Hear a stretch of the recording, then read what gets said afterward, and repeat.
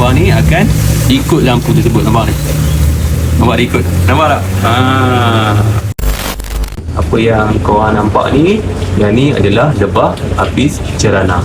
So sekarang ni saya berada di atap shilling. Nampak ni? So kalau boleh nampak, keadaan memang sangat-sangat sempit. Nampak ni sempit. Ni sekeliling dia. Nampak ni sekeliling dia.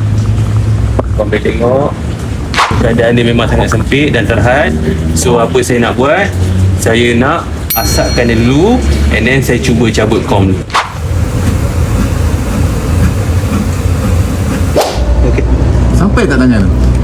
Tak tahu je, habis cukup. So kebiasaannya kalau tempat gelap, saya akan pasang lampu macam ni. Tujuan dia nampak lebah ni akan ikut lampu tersebut. Nampak ni? Nampak dia ikut? Nampak tak?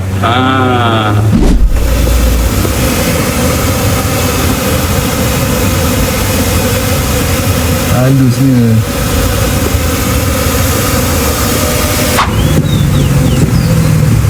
Bentuk.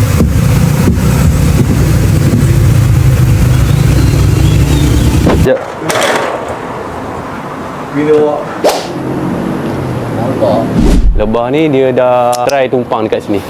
So apabila lebah dah bertumpang kat sini, kemungkinan besar queen ada dalam ni. So saya nak spray sikit-sikit jap dengan air kosong untuk elakkan daripada dia terbang sebelum saya nak scope. cantik. Okey, cantik. Okey, cantik.